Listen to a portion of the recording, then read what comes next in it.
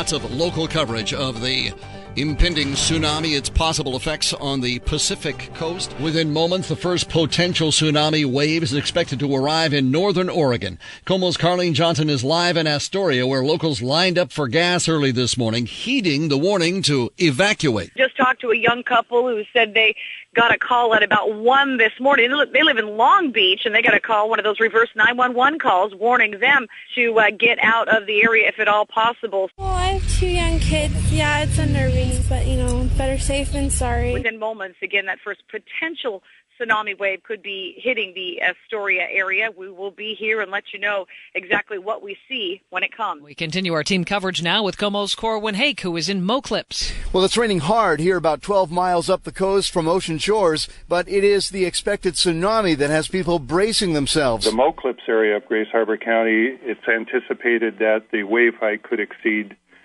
3 feet. That's Grace Harbor Sheriff Mike Whelan. Others say 4 feet, and a sheriff's deputy just a few minutes ago strung yellow tape across one beach access here, not to close the beach, but he says to serve as a warning that the beach is not a safe place to be this morning. I'm John Repp, live on the big island of Hawaii in Kona, where the waiting game continues for thousands of tourists who were expecting a stressless and mellow vacation. That turned into a scramble for high ground last night at about 10 o'clock when the first tsunami warning siren kicked in. Casey owns boats in the Aleutian Islands of Alaska, and they were warned about the possibility of the tsunami affecting things up there. Casey, what have you heard? I just heard it through a couple of my friends around the boats right now that they had them pull away from the dock and keep a distance from the dock so they don't get washed up on shore if the thing hits. Casey, thanks a lot, and we'll be watching the situation in Alaska, all along the Washington and Oregon coast. The tourist town of Seaside, Oregon. KOMO's Herb Weisbaum is following what's going on there and joins us now live. Herb? And I just got off the phone with Andrew. He's at the front desk at the Shiloh Inn right at the turnaround there in downtown Seaside. They want everybody to move inland. They want everybody to stay away from the low-lying areas and also, obviously, off the beaches. The guests, we have all called them. We have given them the option that they can evacuate. That's going to be their choice. Has anybody left, or are most sticking it out? About half have left and half are still here. Okay. And have you seen anything yet at this point? No. It looks like it's probably going to be the normal wave height plus about 4 or 5 feet, so it'd be about the high tide line. Mark Miller live in Westport. Well, I'll tell you what, just a few moments ago, we saw what we believe were the first waves from this tsunami. Now, we are up on a deck perched over a rocky break wall where we can see the waves coming in from the west. We had been watching a pattern throughout the morning of waves coming in every 35, 40 seconds. Then we saw a set of larger waves, maybe 4 feet high, rather than the 1 to 2 footers we've been watching. We also heard from Andy Holloway of Seattle. He was in his home 45 miles from Tokyo, 200 miles from the epicenter when this quake hit, 8.9. Started really rocking and rolling. The whole house was squeaking. It was too difficult to stand. It was actually enough roll to turn my stomach. Just looking at some of the unbelievable pictures from the eastern coast of Japan, fires have broken out. There are full homes just sitting in the water from where that big tsunami wave came in. Huge ships overturned, now on dry land. Check it out at KOMOnews.com. Here at the Japanese Cultural and Community Center, Japanese television broadcasts stream across computer screens. It's nerve-wracking because hearing the Japanese emergency broadcast system, like the beep, beep, beep, beep, when it comes on, that's always jarring. Because I remember when I was there. Ben Erickson worked as an elementary school teacher in the area hardest hit. So just looking at videos, it's gut-wrenching to be like, oh yeah, I drove along that road, and now that road has a boat in it. He says he's yet to hear from his friends or any of his former students still there. Occupy Seattle protesters say they've shut down part of the Port of Seattle. KOMO's Hannah Scott is live at Klickitat and Spokane Street with the latest. Hannah? Charlie, things have quickly gone from peaceful to not peaceful. Right now, there's several, all the pepper spray cans just came out. There's herds of reporters and protesters here that are being threatened by police officers who are tearing down wooden barriers that these protesters put up earlier, trying to push everybody back to the sidewalk as they were trying to block the road into the port. Flares are being thrown. I cannot tell who's throwing them. The pepper spray cans are out. Things very chaotic down here at the entrance into the port of Seattle. Reporting live, Hannah Scott from Newsradio. chanting things like Chase got bailed out while we got sold out. More than 300 Occupy Seattle protesters marched to the Sheraton Seattle tonight to speak out against Chase Bank and CEO Jamie Dimon, who's here speaking at the Sheraton for a UW School of Business engagement. Protesters blame Chase for taking bailouts from the government while Americans suffer through the recession, something the Occupy movement accuses Chase and other big banks of being complicit in. Calls to Chase about the accusations against the bank and Dimon were not returned. Live from downtown Seattle, Hannah Scott, KOMO News Radio. State troopers trying to enforce closing time at the Capitol Dome had to physically remove several protesters, and many were arrested. At one point, a trooper with a megaphone employed the Occupy movement's own human microphone technique to get the protesters' attention, and the protesters followed along. It reopens at 7 o'clock in the morning. It reopens at 7 o'clock in the morning. The gathering of the Occupy tribes in Olympia represents a mass demonstration against proposed budget cuts expected during the current special legislative session. Devin Matthews is with the group of 20 or so protesters who took control of this foreclosed house right across the street from Garfield High School. He says it's not right that so many people don't have a roof over their heads while bank-owned homes sit empty. The neighbors on either side of us are supportive. Definitely. Tell that to next-door neighbor Rita. I'd rather see a private owner take over, but whether it sits there for another 5 years or not, they still don't have the right to occupy it. I gotta pay my rent. She says the house has no electricity or running water. When I asked Matthews what they do for restrooms, he declined to comment. Taking a number of calls into the KOMO newsroom right now about some sort of explosion, a large plume of smoke in North Seattle. Randy's on our KOMO Newsline from North Finn Hill. What happened in your neighborhood, Randy? Heard a very large bang that sounded very, very far away, which kind of stunned me. Looks like Air 4 is over it right now, and we're seeing the flames there. Our editor, Frank Lindsay, is rushing into the studio. And, Frank, what are you learning? Well, again, this is at 5th Avenue Northeast 123rd, and we've had several calls like the one we just had. There are people hearing this from all over the area. KOMO's John Repp's going to be there on the ground in just a few minutes to give us a look. I just walk out my front door and my front lawn to go to work this morning, and just heard this gigantic boom. Now let's go to John Repp. Our reporter has just arrived at the scene. John, what are you finding there? Bill, I am standing here watching firefighters pour water on this house, or I guess what was left of the house. I can't see it the exact extent of the damage, but I can see flames going up right now. A huge column of smoke that is pouring up there. Beth, what was your experience this morning? Oh, it was a huge explosion. I thought a car had hit our house. And my husband and I jumped out of bed. But, you know, I think it may be related to a gas leak that happened yesterday. We do have Kyle Moore with Seattle Fire on our KOMO Newsline right now. And that was a big question. Well, there was a leak in an area, Kyle. Do we know if this is at all connected to that leak yesterday? We've called Puget Sound Energy in to look at the situation. Right now, what we do know is that there was a large fire, reports of an explosion at a house at this location. We have 2 patients that we're transporting to Harborview Medical Center. Right now, the best thing people can do is kind of stay away from that area until we get this fire under control. Kyle, thanks for talking with us, and we're going to be back in touch because with a lot of things to sort out this morning. This explosion was heard that we know of from Edmonds all the way to Kirkland, not to mention all of North Seattle. So let's get up in the air and see what it looks like right now. Well, major route through here, 5th Northeast is completely shut down. This is just north of the Northgate area, but tucked right up near I-5. And I just got done talking to 2 people who live directly next to the blast. He looked out there and he said it looked like the house itself actually went up several feet and then came back down because of the force of that explosion. Investigators believe today's explosion resulted from a gas leak inside the house, ignited when the couple used an electrical switch.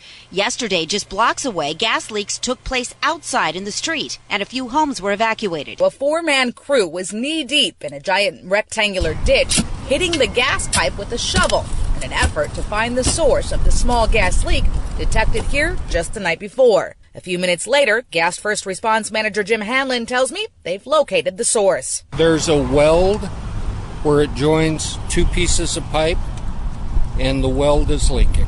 Interesting stories, in some cases scary, coming out of Egypt. A Cle Elum man is doing everything he can to get his mother out of Cairo. Mary Derrick Thornberry is trapped in her apartment there. And her son, Phil Derrick, is on our KOMO Newsline right now. Phil, what have you done to try to get your mom out of Cairo? Well, we've talked to the State Department, the U.S. Embassy, and as a matter of fact, we even had a friend who is from the San Francisco and who's married to a former Egyptian ambassador, and he tried through some contacts to the Egyptian army, and it was a no-go there as well. So when I say she's stuck, I mean she's stuck. We're going to have her tell us all about it right now. She's on our KOMO Newsline as well. Mary Derrick Thornberry, good morning. Tell us your situation there in Cairo. I'm stuck in my apartment. I'm on the 6th floor. My building has been trashed. Last night, about 5 o'clock, thugs, I'm not certain how many, but quite a few, came up to my floor and spent the night here. They tried to get into my apartment. They broke the glass in my door, tried to get my key out of my lock. Jabber things at me in Arabic, which I couldn't understand. But I would jab at them with my sharp knife, or threaten them with my kettle of boiling water and things of this nature, you know. So I kept them at bay. And let's go back to Phil, who lives in Cle Elum. Tell us what's going through your mind when you're hearing your mom say she's going through this very scary situation in Cairo. Well, she has a degree of levelness that I don't know if I would have in the same situation necessarily. We were discussing at another time a few hours back the fact that when you're watching those reports on the news and you see all those guys lobbing those Molotov cocktails, well, that's the roof of her apartment building there. And so she can see them as they're going through the air. And I have visions of her, the building burning down or something like that, as well as other things that could happen. So I'm not quite as level-headed on this. I want her home, and I want her home now. We are just about out of time, but Mary, as your son Phil mentioned, you sound very calm. Are you afraid? Oh, yes, I'm afraid, and I'm mad tonight, and I ain't going to put up with no nonsense. If someone comes at my door, that's just tough. I'm going to let them have it. Please keep us posted. We appreciate your time this morning. Mary Derrick Thornberry stuck in Cairo in her apartment, and her son Phil Derrick in Cle Elum. Incredible story. 4-year-old Savannah Jones was in the Safeway with Dad and Grandma when she saw a bag of dried apricots. She simply couldn't resist. The adults didn't catch it and were stopped by a security guard on the way out of the store. Mom Alyssa Jones says it's what happened after that horrified her and her daughter. They had the paperwork filled out to file in court for civil restitution against her. That's not fair. It's not his job to teach her right and wrong in that way. Mom says Savannah has been terrified to go into any store since. Did they have you sign a piece of paper that said that you stole? Yes. Were you scared? Yes. And from Safeway, we're as appalled as the parent is. The store's Cherie Myers says the security guard worked for an outside company and that company has fired the guard. Myers says the guard's actions go against Safeway policy, but Jones says the damage has been done. She hopes Safeway and whatever security company they choose to use will make sure its security officers are properly trained in dealing with toddlers who simply can't understand the concept of stealing. 34-year-old Jamie Bindle was killed by an inmate inside the prison's chapel Saturday night. This is certainly the saddest day in my career. Prison Superintendent Scott Frakes says 53-year-old inmate Byron Scherf is to blame. Corrections Officer Justin Yates tells us Bindle embodied qualities fellow officers strive for. She was very humble. She cared for other people that she worked with. She was such a good person. And Yates struggled with what he had to say next. And I hate to say it, but I mean, I don't think it had to happen. That's putting it mildly, according to Bindle's former boyfriend, Ken King. She's been stationed alone, no security cameras working, and she has no backup, and she has no partner. A full investigation will nail down the circumstances of Bindle's death. Meanwhile, fellow guards remember a good-hearted friend and colleague. She'd go out of her way to help you if she could, and didn't deserve this. No one does. Scherf told investigators he came up behind Bindle, and they struggled for several minutes. He said she reached for her radio and tried yelling for help, but Scherf said he thought he was able to toss the radio before she keyed the mic. A Murrow corrections officer, whose voice has been changed to protect his identity, told us about a sound officers heard over the radio that night. What we heard around 8:30, 8:35 should have indicated that something's happening. He described the sound as possibly being a scream and said they couldn't figure out whose radio it was coming from, but nobody felt the need to check it out. KOMO News Radio. Everything you need to know. Now, Newsline PM with Ken Schramm. And thank you very much for hooking up and hanging on with us here on KOMO News Radio, Newsline PM. This is not a regular Newsline PM program. The entire 3-hour program today is devoted to the issue of prisons here in Washington State.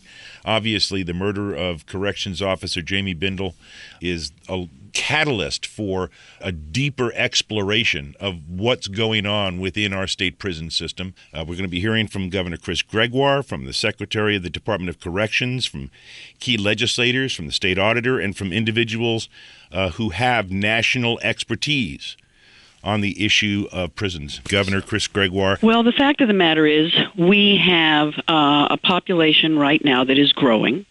We are in the worst economic time in 80 years.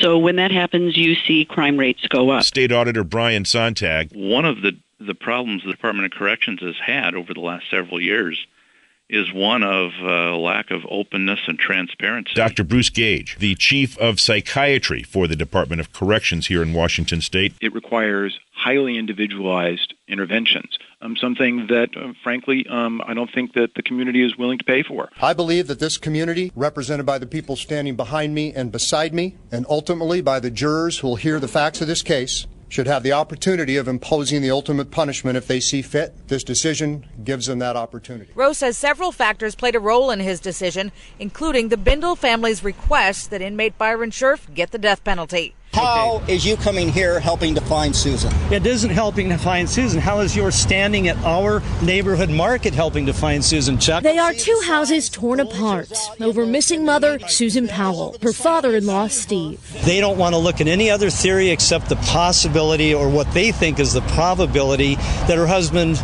killed her and that I had something to do with it. Susan's dad, Chuck Cox. You want to accuse my daughter of being promiscuous and everything else, and you come out against my family. Powell isn't happy with the way the team of detectives from Utah went through the home. It was an interesting day for our family.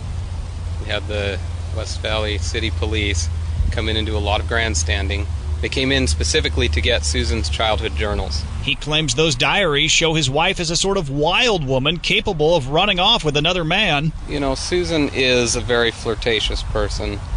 She's also a very sexual person. She likes to talk about sex. She likes to, validate her own self-esteem.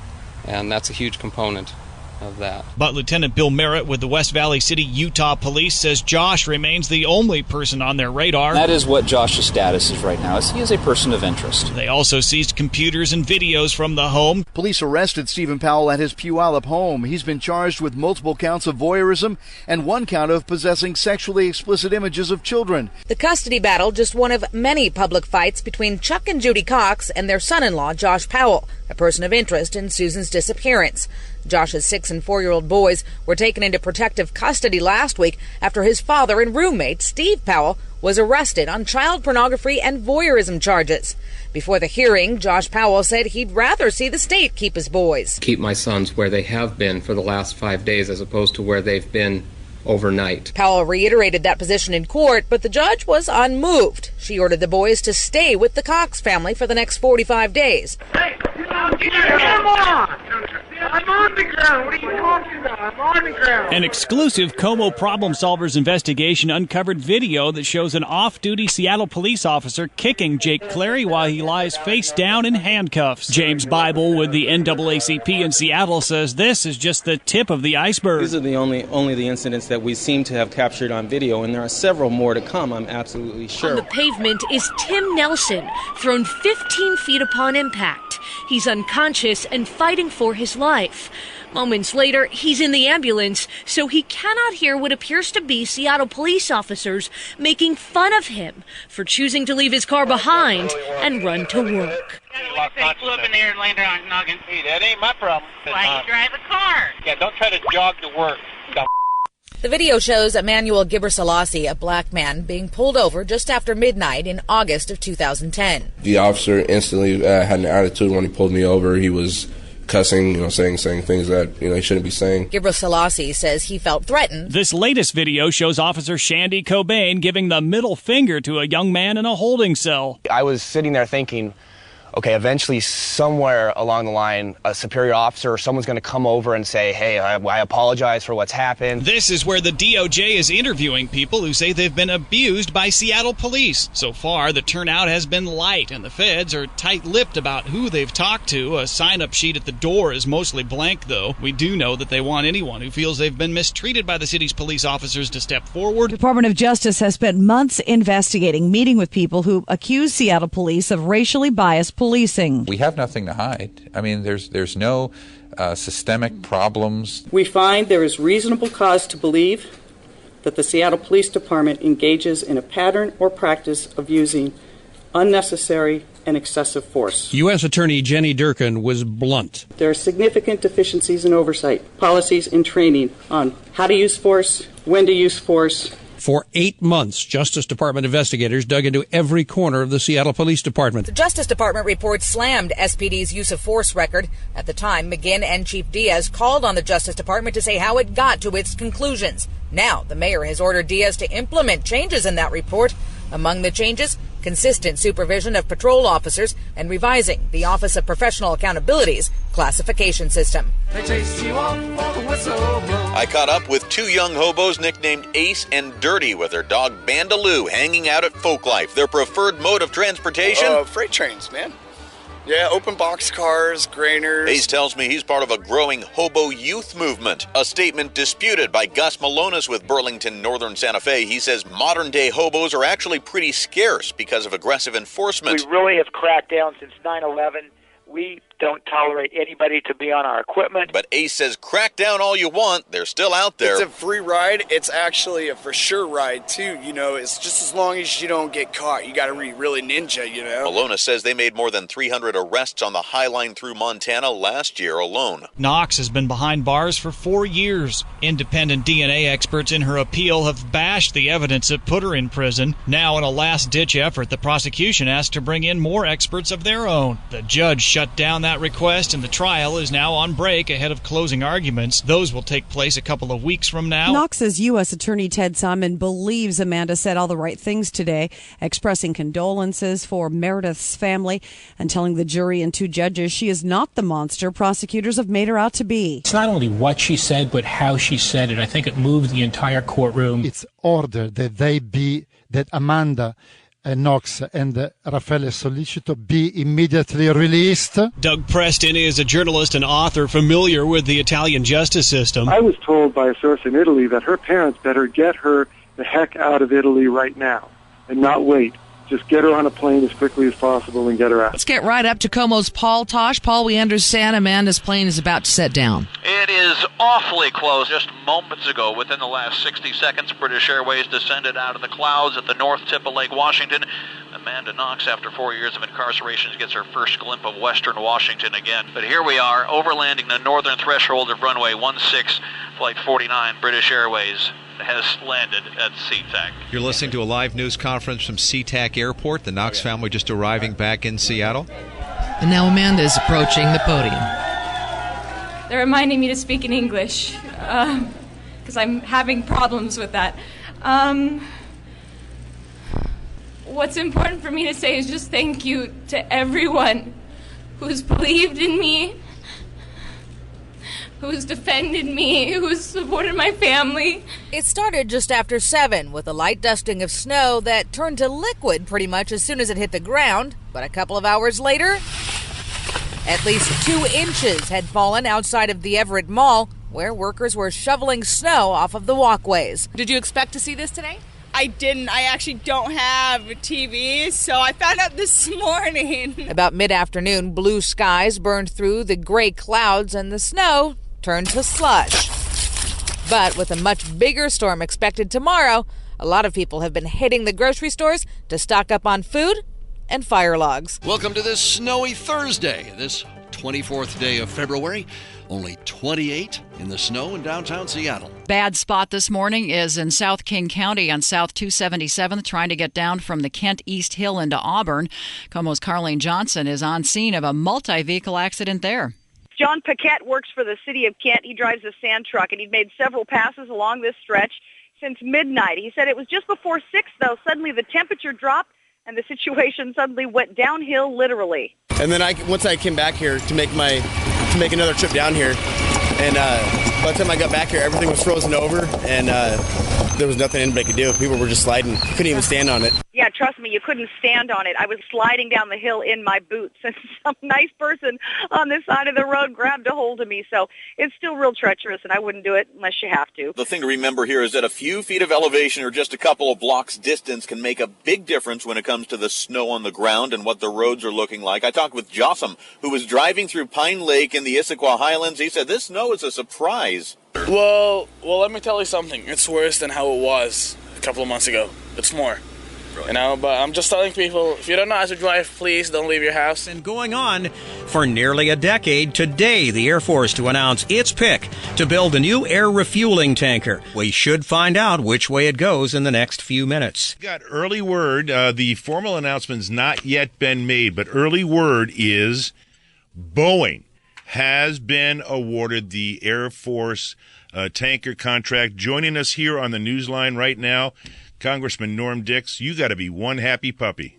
This is the happiest day, except for my children born, of my life. February 24th takes its place among Boeing's most memorable days. Commercial CEO Jim Albaugh told hundreds of Boeing employees. That's when you won the tanker competition. At a rally inside the Everett 767 hangar, Boeing execs and much of the state congressional delegation celebrated the surprising win. Julius Jorgensen owns a golf shop here in Mukilteo and says he feels like Boeing's win is his own. I know that I've got people employed in my community for a long time. When you read the paper, this is going to stretch out quite a while.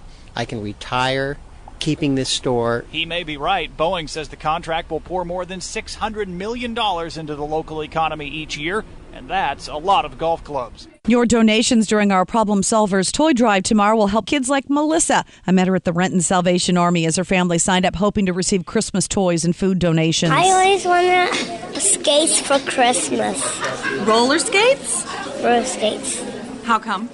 Because I never have them. We've got lots of information about tomorrow's Salvation Army toy drive up at KOMOnews.com. We kicked off the Problem Solvers toy drive benefiting the Salvation Army in a big, big way. Right when it started at 6 o'clock this morning, we had someone call, Bob Walker from Mercer Island, and he said, everyone on Mercer Island, I challenge you to do what I'm going to do. I'm giving $2,000. It was awesome. Anyway, you can help too, whether it be a big or small donation. One way is to stop by the Fred Meyer in Linwood, and Marina Rockinger is there. Marina? I don't know if you realize this, but over 30,000 kids were helped last year by the Salvation Army. Now, that is a huge need, but it's up. It's even greater need this year. 15% increase of the kids that really need help this year. Here at CenturyLink Field, the Salvation Army has set up a massive toy shop of sorts. Andromeda King has 2 daughters, 6 and 10 years old, who will now have smiles on their faces come Christmas morning. Yeah, it means everything for me and my family this year, because this will be the only toys they get. Maria Torres has 5 boys at home who would have gone empty-handed if not for these donations. Really excited. I mean, I'm not a little kid, but I mean, I'm their mom, and I'm really excited that I'm going to give them something. By the way, it's not too late to help out. Fred Meyer stores and most local malls will accept donations for the Salvation Army up until Christmas Eve. A 2-year-old boy is missing in the Bellevue area after his mom left him alone in a car.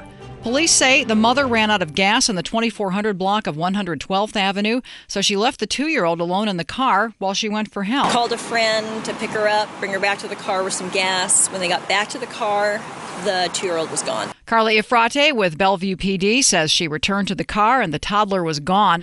We've got a picture of him up on our website, KOMOnews.com. If this were your missing child, wouldn't you be screaming your head off? That's the question one legal expert poses. Going out on the airwaves begging for information about the child taking multiple polygraphs, anything to find the child. But Seattle attorney Ann Bremner says Julia Buryakova is clearly following her lawyer's advice. The general rule is they tell their clients, don't talk to the police. The old saying, a closed mouth gathers no foot, and don't take a polygraph. We have continued to reach out and ask for information from Sky's mother, as recently as today, and through her attorney.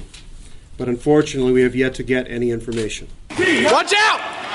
In a video posted on his Facebook page, the self-styled vigilante of the Emerald City is seen running after several people following an altercation near a nightclub in downtown Seattle.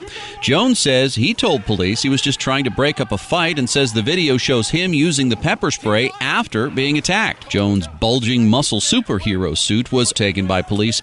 He's to appear in court Thursday facing 4 counts of misdemeanor assault. The crime fighting will continue, but the secret identity is long gone.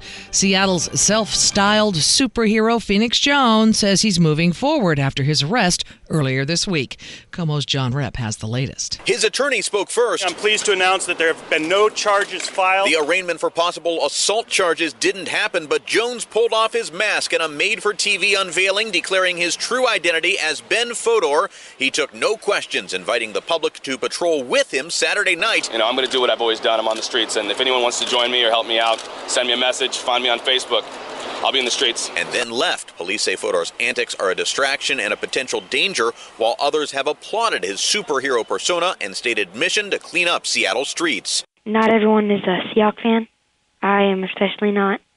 And if they got to wear their team stuff, then I should too. 7th grader Brendan Bailey is a Steelers fan and opted to wear his Pittsburgh jersey to Truman Middle School. The vice principal stopped him at the door. He pretty much just told me I have to get a in-school suspension or go home and change. So his dad came and picked him up, took him home. Stacy Flores with the Tacoma School District explained that Truman is a dress code school. They were told the rules, and then the options were wear the colors blue and green. If not, you wear your regular uniform. Brendan's dad is very upset with the school about this. He took his son home for the day. That's the way you want to be about it. That's the way you want to be about it. Father and son told me they have no plans to watch the Seahawks game on Sunday. School's just about over for the year. Now for some families, the hard times begin. The school feeding programs will end, of course, and thousands of children will just face hunger this summer. That's why KOMO Newsradio, Bartell Drugs, Northwest Harvest are sponsoring the Stock the Pantry food drive all day today. And let's check in with our very own Herb Weisbaum, who is at the Bartell's location in Factoria. You've had some rain, but people are showing up, we hope, Herb. We have folks stopping by. They're bringing money. They're bringing checks. They're bringing food. Some people are coming into the Bartell drugstore here in Factoria where you can buy a bag for $10. There is enough food inside to provide 9 meals. The deal is you can't see hunger, but it does have an impact on kids. Studies show that if a kid is malnourished from 1 to 3 years of age, they will have a lower education, they will have a lower income at age 50 compared to other people who had proper nutrition when they were kids. So this is very, very important. It's a critical time of year. We need to stock those shelves at Northwest Harvest. We encourage you to donate in any fashion you possibly can. Drop by Fisher Plaza and come into the lobby and do that, or you can also go online, KOMOnews.com/food drive and give. Give from your heart. Give what you can. We'll be happy to stop and see you and maybe make the life a little better for a child in our area this summer. Do you know we have 56 communities on our KOMO website? That is a lot of local news and information that is available to you every single day. The guy who makes it possible is our own Travis Mayfield, and he joins us to share some of those stories with us, and I just always find them interesting because they're local. We and try. That's the nice stuff. But I can't take credit for it all. I have a good team of reporters and producers and folks all over the place who are digging up these stories. Absolutely. And trying to keep people informed about the neighborhoods where they live. Excellent. And there was a meeting in Bellevue that got pretty heated and was packed to the gills. Yeah, so South Bellevue, there's been all this conversation about annexing a number of neighborhoods in South Bellevue into the city of Bellevue. My Bellevue KOMO reporter was there and basically says, look, there are a lot of folks who are really skeptical of what this could mean, who like being in the county. Folks are really going to have to make up their own minds here, but we have a full recap of what happened and the heated moments on the Bellevue KOMO page. Well, more and more people are using their mobile devices at work, but exactly what they're looking at may surprise you. KOMO's Director of Social Media, Jenny Kuglin, joining us live now with more on a new survey. Jenny? Yeah, so a lot of us think, hey, this is my phone. I can look at whatever I want to at work, and so we do. So this company, KOMO, did a survey of what people are looking at. Some of it not so surprising. About 25% of people are watching viral videos. People are watching sports clips, feature-length movies, and porn. The charging papers alleged burglary, but everybody knew what Joby Watkins was really being accused of. Assault with a dead weasel. It sounded like a Coen Brothers movie come to life. Back in June, cops said Watkins burst into a Hoquiam apartment carrying the dead critter. The guy who lived in the apartment said something to the effect of, "Why are you carrying a dead weasel?" That's when Watkins is reported to have said, "It's not a weasel, it's a marten." Now, not to put too fine a point on this, but a marten is a type of weasel. Now, after that dramatic announcement, that's when cops said Watkins punched the other guy on the nose. Weeks after the alleged assault, Hoquiam police announced a major breakthrough in the case. The dead animal in question, well, it wasn't a marten. It wasn't a weasel either. It was a mink. Minky? What? You said minky. And the Grays Harbor County prosecutor wanted to nail Joby Watkins. The assault charges turned into burglary charges. Well, fast forward to Monday. The case was tried. It was now in the hands of the jury. Then the unexpected. An acquittal. Joby Watkins was a free man. Why? The defense attorney says in this case that didn't involve a weasel or a marten, the prosecution failed to prove a link to the mink. The West Coast also under a tsunami warning. Beaches evacuated. With continuing coverage, earthquake aftermath. Doug Limerick, ABC News. And I'm John Repp, live on the big island of Hawaii in Kona, where the waiting game continues for thousands of tourists who were expecting a stressless and mellow vacation. That turned into a scramble for high ground last night at about 10 o'clock when the first tsunami warning siren kicked in. They joined their colleagues as they were trying to head away from the waterfront. There was all this uncertainty about this tsunami, and they're standing here now watching the blackness of the morning. It's 4:30 in the morning here, and they're wondering what is going on down below. From all the reports, it doesn't seem like anything big has hit, but that's not enough reassurance for people by any stretch as they continue to wait. I'm John Repp, live on the Big Island in Hawaii for KOMO News Radio. And Kent Phillips from our sister station, Star 101.5, was in the evacuation zone along the Kona coast. Got a call that said we had to leave, and that they really, when they tell you about that, you don't have any option. You just have to leave. And so we got our car, and we head to higher ground, and that's where we've been. And we left probably, it's been 4 or 5 hours now. And he tells us there seems to be no major damage where he is right now. The biggest waves expected to hit the Washington coast should reach the shores within the hour. We continue our team coverage now with KOMO's Corwin Hake, who is in Moclips. Well, it's raining hard here about 12 miles up the coast from ocean shores, but it is the expected tsunami that has people bracing themselves. The Moclips area of Grays Harbor County, it's anticipated that the wave height could exceed 3 feet. That's Grays Harbor Sheriff Mike Whelan. Others say 4 feet, and a sheriff's deputy just a few minutes ago strung yellow tape across one beach access here, not to close the beach, but he says to serve as a warning that the beach is not a safe place to be this morning. In Moclips, Corwin Hake, KOMO News Radio. The Washington coast is braced for the tsunami. It's the talk of the Lincoln Street coffee pot in Port Angeles. We talked to Angela there, one of the baristas, a few minutes ago. I have friends in Lahaina, friends all over Maui. I have some friends in Kona, and my aunt and uncle have a condo in Kona, but I don't think they're there right now. Have you talked to any of them this morning? I have not. I have been trying to get a hold of my friends in Maui, but I imagine everybody else in the world is trying to get a hold of them. Now, one of her customers has family in Astoria, Oregon, too. Thousands of Oregonians have been evacuated already. Astoria, Oregon is where we find KOMO's Carlene Johnson this morning. She is live with us now. And Carlene, I understand there are long lines at the gas stations there. Yeah, Amanda, David Kanunen is the fill station manager at the Safeway gas station here. He got a call, he said, around midnight. They normally don't open until 5 a.m. People were waiting lined up, and everybody is doing what they're supposed to do, listening to the radio and watching TV and following procedures. Yeah, he said about 100 cars were in that line when he finally got the pumps up and on this morning. I've seen a steady stream of cars pull in, but no mass evacuations. Now, the Safeway store right across the lot, pretty full, people coming in and out. I just talked to a young couple who said they got a call at about 1 this morning. They live in Long Beach, and they got a call, one of those reverse 911 calls, warning them to get out of the area if at all possible. So they packed up their 2 young ones and a couple of sick kids in the back of the car. They weren't happy at all to be looking for a hotel now in the area to stay safe for the night. It is, for the day, I should say, sometime after 7 this morning. It's only about half an hour from now. The first waves are expected to be seen in this area, anywhere from a foot to potentially several feet.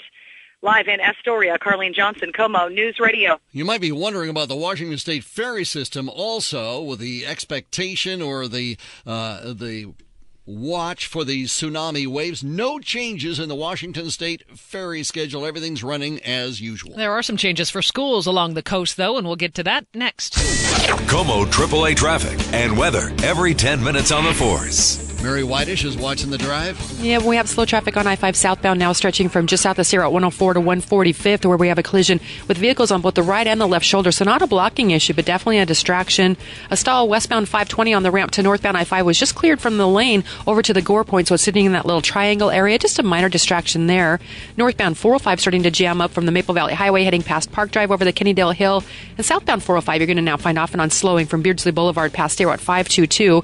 Also, no Sounder rail service between Everett and Seattle again this morning because of that mudslide, so they're dealing with that situation. There will be bus service provided, and also Jovita Boulevard remains closed between West Valley Highway and 114th because of the mudslide yesterday morning. I'm Mary Whitish in the KOMO AAA Traffic Center.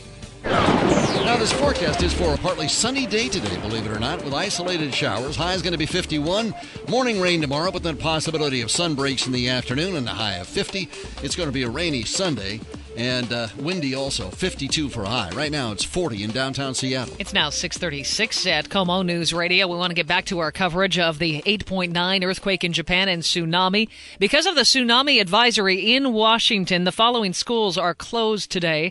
Cape Flattery School District, North Beach, Ocean Beach School District, and Tahola. Those are all closed. And running 2 hours late are the Aberdeen District Number 5, Cosmopolis, Hoquiam, Raymond, South Bend, and Willapa Valley. And again, all these changes are on our website, KOMOnews.com. A few flights in and out of Seattle are canceled today because of the earthquake and tsunami. At least 2 flights due in from Tokyo are canceled. 1 flight to Bangkok this afternoon is canceled. As always, the advice is to call ahead to make sure your flight is on time.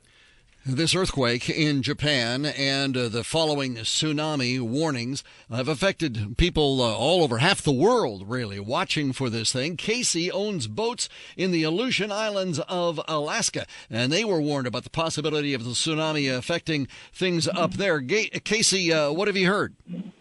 I just heard it through a couple of my friends around the boats right now that they had them pull away from the dock and keep a distance from the dock so they don't get washed up on shore if the thing hits.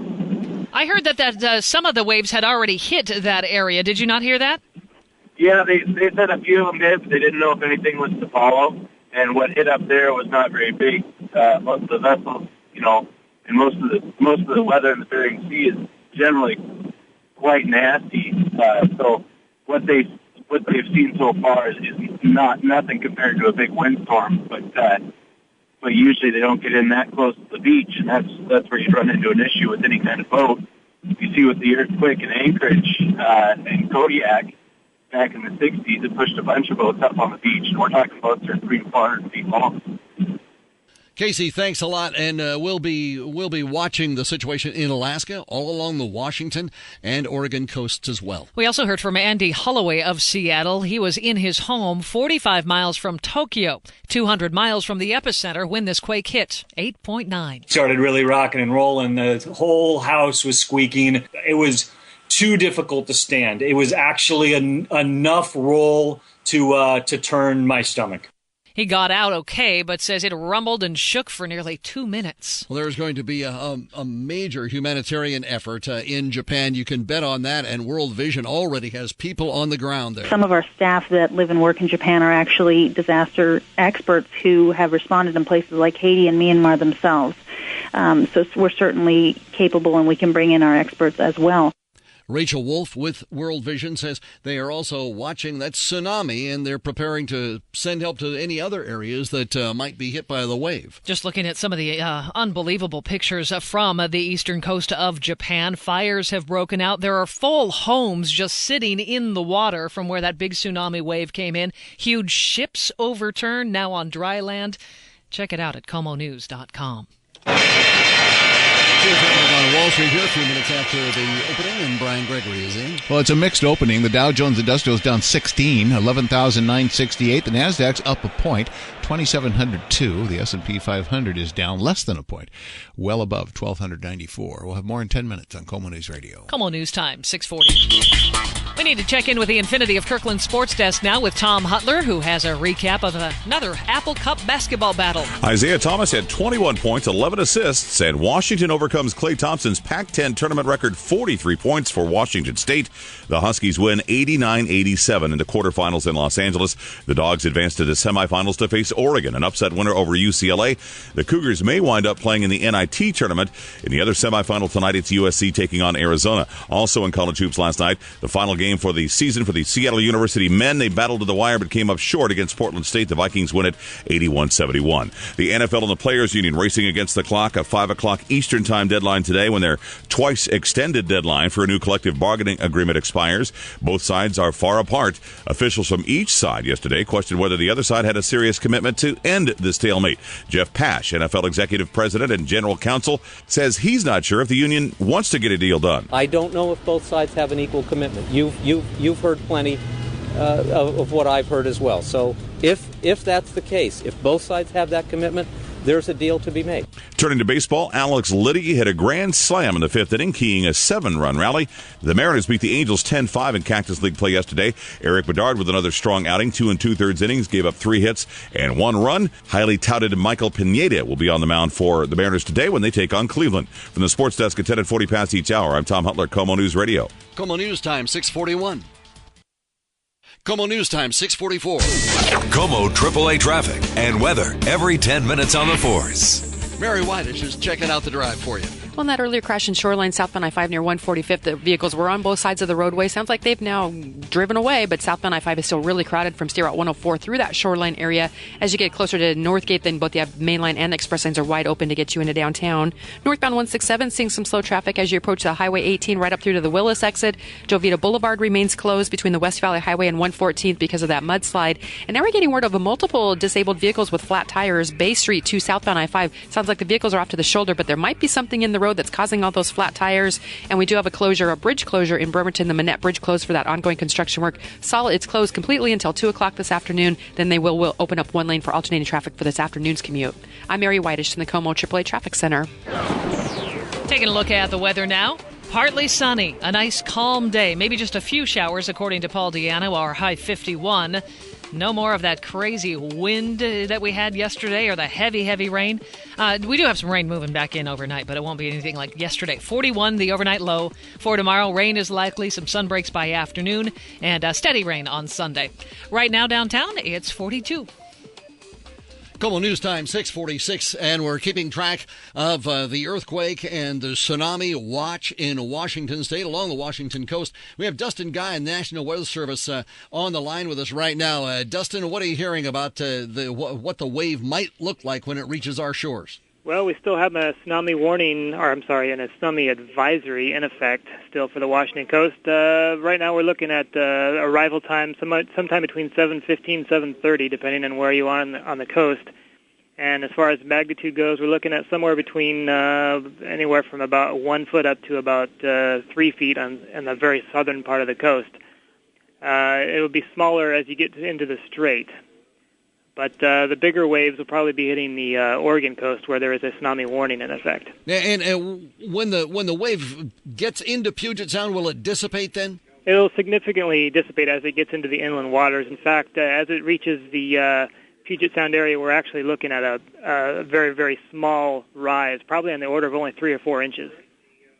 We appreciate your time. Dustin Guy with the National Weather Service. Brian, the movie guy, is standing by. But first, we want to go to Felisa April, who is from Puyallup. But, boy, she will have a story to tell about her honeymoon in Hawaii. Where are you, Felisa? I'm at the Turtle Bay Resort from the North Shore of Oahu. And beautiful place to stay. stay. Yeah, that's a gorgeous spot. What happened in the wee hours of the morning? I guess it was last night when you heard that this tsunami might be coming, right? Yeah, they had a meeting where they had all of the guests come down to the ballroom, and they explained to all of us that they were going to activate their evacuation procedure as a precaution, and that everybody on the third floor and higher would just go outside of their room into the hallway, and if you were in a villa or if you were on the second floor, then you would come up to one of those higher floors and await the waves. Have you seen any big waves or heard of any yet? Well, it's kind of interesting. When we saw the level of the ocean swelled higher, and then it receded really far back, and that's probably happened 3 or 4 times. There hasn't, to my knowledge, been any water that has come up over the break front of the property. So the sidewalks are wet from rain, but not from any wave. It's almost underwhelming to watch, but surreal all at the same time, because you hear about how the water gets sucked out or recedes really far, and that is happening, and I have seen it. Felisa, thanks very much. We hope that it doesn't get worse now. The wave was supposed to hit Hawaii here an hour or so ago. And Felisa, April, on your honeymoon in Hawaii, I hope the rest of it goes smoothly. It's now 6:49 at KOMO News Radio. We want to get to what we normally do on Friday mornings as well, and that is talk what's new at the movies. Brian the Movie Guy is here. Battle Los Angeles is one of a few new movies. When you invade a place for its resources, you wipe out the indigenous population. Right now, we are being colonized. Invading aliens attack cities around the world. They have L.A. in their crosshairs. What do you think? I have to give the movie credit. There is a battle, and it is in L.A. Now, if they called the movie Solid Acting L.A. or Interesting Story L.A., then I'd have a problem. Aliens are attacking, that's fine. The characters in this movie are two-dimensional. The dialogue is ham-fisted. And anything that you find here was done much better in movies like Saving Private Ryan, District 9, Black Hawk Down, War of the Worlds, The Hurt Locker, even Transformers. If you're looking for thunderous, non-stop, cliched, shaky cam action, then look no further than Battle L.A. It's just like watching someone else play a video game, except video games have more depth. I'm going to give it a C-. And another animated film, 9-year-old boy tries to save his mom from Martians in Mars Needs Moms. Broccoli makes me barf. Besides, it looks like brains. Well, you like zombies. Zombies eat brains. Mom, no one likes zombies. They're an abomination. I'm committed to their annihilation. Okay. Well, no broccoli, no TV. Oh, that sounds familiar. What do you think? Well, it's a wild ride. It's not completely original, but the story's fast-paced, occasionally touching, and it's splashed with a few solid messages about motherhood and family. The animation is the same kind of stuff you get in the Polar Express, movies like that, which is still, to me, kind of weird on the eyes, especially in 3D. And it's not exactly perfect for younger kids because of certain situations like, I don't know, having your mother kidnapped by aliens. A bit much for younger audiences, but older ones might have some fun. I saw it with my family, so I have 4 grades. I'm going to give it a C+. My wife gives it a B. My 6-year-old son gave it an A, and my 4-year-old son gave it an S for scary. Very scary. We're a little tight on time, Brian, because of all the developing news this morning, but I do want to ask you, in 15 seconds or so, what do you think of this dark take on Red Riding Hood? Yeah, Red Riding Hood. Basically what they did is they took the Twilight formula and made it wolves instead of vampires. You still got a girl. She's still torn between 2 forbidden loves. And then they set it against the backdrop of a popular fairy tale, and then they hired the director of the first Twilight movie. So if you think about it, there's really not even a strand of original thought that went into this thing. My grandmother, what a dull, lifeless, and unoriginal movie you have. All the better to take your money and bore you to death with, my dear. Getting horrible reviews. It just looked so good when I saw it on the internet. Okay, thanks, Brian. Brian, the Movie Guy, every Friday. Let's get to our Money Minute, brought to you by Sound Kitchen and Bath this time. Brian, the Money Guy, is here, and oil prices have dropped below $100 a barrel. Yeah, it's the first time in more than a week, and this follows the massive earthquake spawning a tsunami that slammed into northern Japan, but oil down $2.80. That's about 2.7% to $99.90 a barrel this morning. Now, keep in mind, Japan is the 3rd largest oil importer in the world. It is still unclear at this hour how much its economy will be affected by the disaster. The Dow Jones Industrial Industrials at this point down 10, 11,974. The Nasdaq is up a half a point at 2,701 and change. The S&P 500 has just turned higher, almost a point, just over 1,296. And the 10-year Treasury note yield this morning is down at 3.37%. I'm Brian Gregory, your Money Minute, 20:50 past on KOMO News Radio. KOMO News Time, 6:54. KOMO AAA traffic and weather every 10 minutes on the 4s. Mary Whitish, what's happening? Well, Amanda, we have a problem in Tacoma. The on-ramp from Bay Street to southbound I-5, a couple of disabled vehicles. Now they're blocking part of that on-ramp. Looks like the right half of it's, but traffic able to squeeze by on the left. Also, we're getting word that the traffic signals in the North Ording area, State Route 162 at 136, might not be cycling properly. So if it's just flashing red, remember to use that four-way stop rule. Earlier crash on southbound I-5 near 145th is gone, but traffic still slow going from the county line heading through Shoreline, and still a big jam up on northbound 167 stretching from Auburn through Kent. This check on traffic brought to you by American Airlines. Orbitz and Expedia no longer have American Airlines flights. To find America's lowest fares, visit AA.com today. I'm Mary Whitish in the KOMO AAA Traffic Center. Word that water came over the seawall at Waikiki a little while ago. We'll get more on that from ABC at the top of the hour. Our weather around here, partly sunny today. High is going to be 51.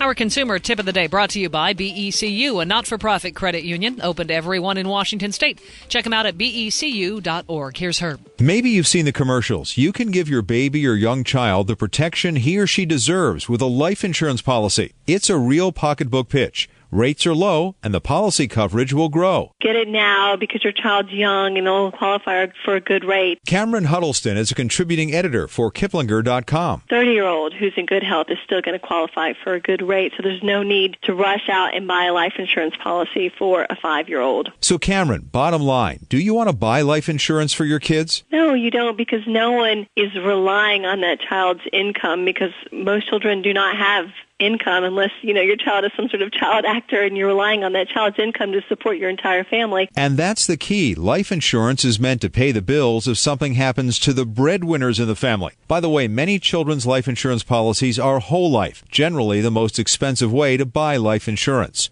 More about this on our website, KOMOnews.com. Herb Weisbaum, KOMO News Radio.